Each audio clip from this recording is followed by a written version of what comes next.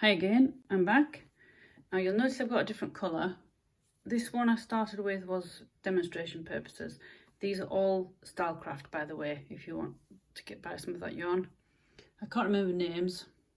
I think this is definitely pomegranate because I'll look this up. But this is a nice lilac. Anyway, 22 stitches on the top and obviously the bottom. End on a double crochet row and finish off. Snip it off, give yourself plenty of tail to weave in. I go 6 to 8 inches approximately. Overkill, well, if you've got plenty of yarn, it doesn't matter. So you can weave in a few times. Whichever side you want on the outside of your headband, you now need it on the inside as you prepare to sew the ends together. I'm going to use the line again, like I've got on these. So that's on the inside. Fold your two ends in, nip in the middle. Looks like a little bit of a bridge, elongated bridge in both hands. So your right side's on the inside. You've nipped both ends together. Now you need to tilt it back slightly and show each other like that. There you go. And make a sandwich with both ends.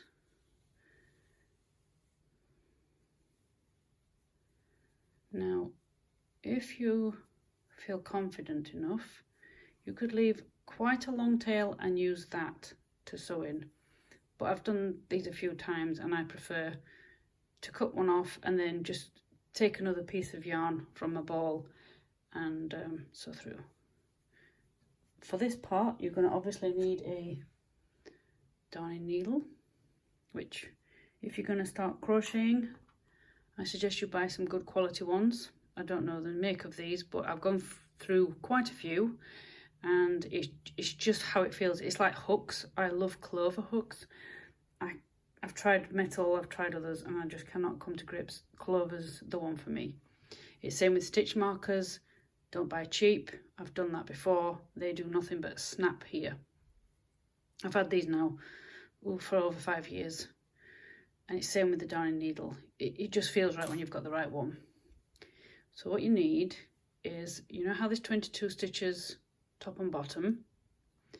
So approximately you want 11, 11, 11, 11. One way you can do for definite to make sure you've got the same amount is 2 different stitch markers. But I've tried it off camera, it's too much to look at. I put the same colour in each end, both sides.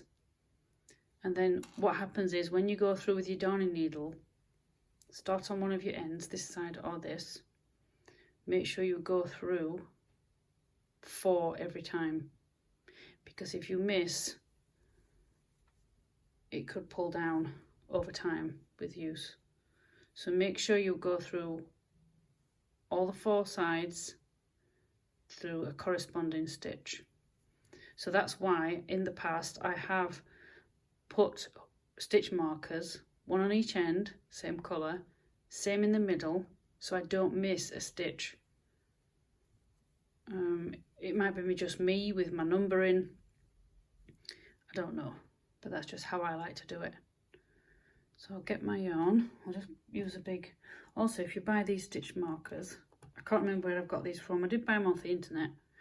They come with lovely colours, and then the odd one is... You get the odd big one as well. I have noticed... I'm in the UK, and I can find these in my local post office as well. So I've just put a big one through all 4 while I grab some yarn. Now I can't tell you exactly how much, but again, do a bit of an overkill.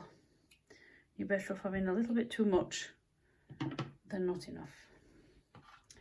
Thread your darning needle.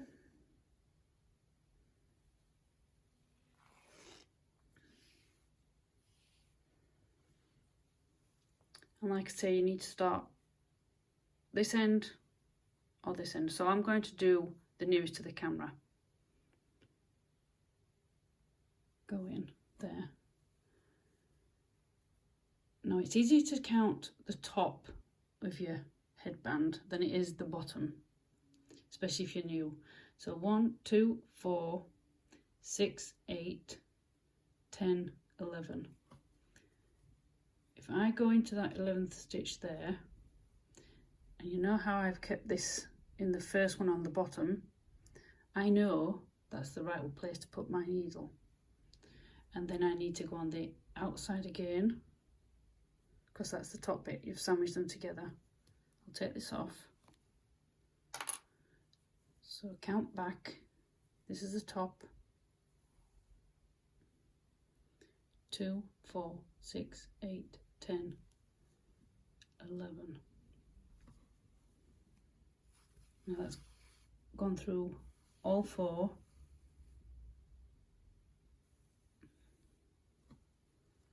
Now I'm going to tie it, just for extra security. Not twice yet, I'll do that when I've finished, because I've come unstuck again. If you've gone wrong, at least if you've not double knotted it, you can come up, you can take it apart. Then, so I'll take that one out. And then go into the next stitch the other way. Oops.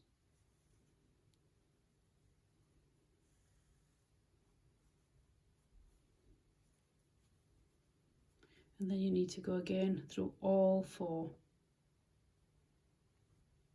If you do one at a time, take your time, no rush. So that's the second layer, and then pull up the third one.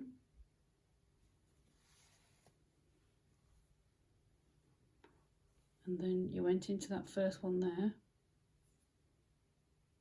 Like I said, the bottom, well, you know where your foundation row is, that is trickier to see. That takes time to know where to put things. That's why I've stopped using as well the hook. So go back again. Now you can do it a different way if you like. Oops, daisy. You can also go over the top. So that's gone through all 4. Once you've started yourself, it generally is easier. It is quicker to get going. So instead of going backwards and forwards, you can go over. But I didn't like the bulk that I got from that, so I liked it just doing it this way. But you do how you like, but just make sure you go through all 4 layers. We know it's only 2 because it's both ends. So next stitch, do one at a time if you like.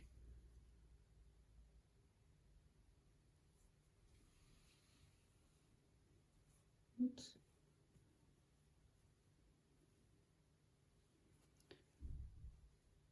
Go into your next one.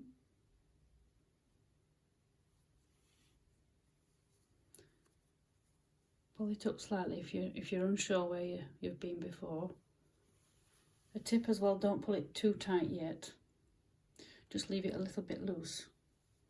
And then you can see where the tail of the yarn on your needle is going and has been.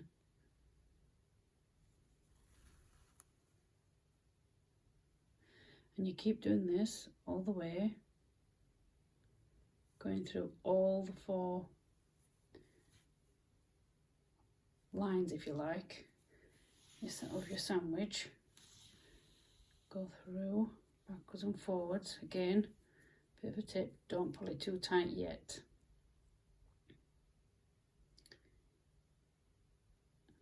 But as long as you go through each way,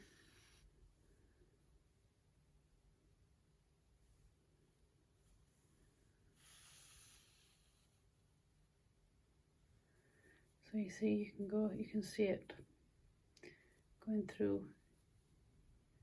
each way, then back through. So once you've got going, you can see your needles all the way through 4, all the way to the end. I'll go off camera and I'll finish with you at the end. Okay, now I've gone all the way across. Definitely make sure the one on the inside, both on the inside, you do make it both ends. You've gone through evenly. Again, like I said, you can go over and over. Do it that way if you're comfortable that way. But I don't like the bulk it leaves in there. So I've gone through and I've made sure the inside one, I've gone through the last double crochet. So there. So what you'll do when you've definitely got everything is just gently, now hold that if you've tied it down. You don't have to, but if you don't, you're going to pull it out. So I do a little bit of a tie. There you go. Don't overpull because you will break your yarn. And all you have to do then is sew in your tails. That obviously needs a cut off. There's way too much on that one. And then re-thread. I know I did overkill a bit with the yarn to tie, but I'd rather have too much than not enough. Turn your headband once you've sewn your tails in and it's ready for use. There you go.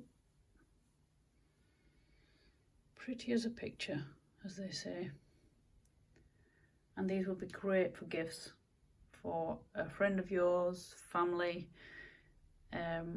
You can also sell them as well. If you've got friends with young ones, they're great little gifts. And they're not also headbands. You could use them as ear warmers as well. I did one for my daughter. I think that's where that went.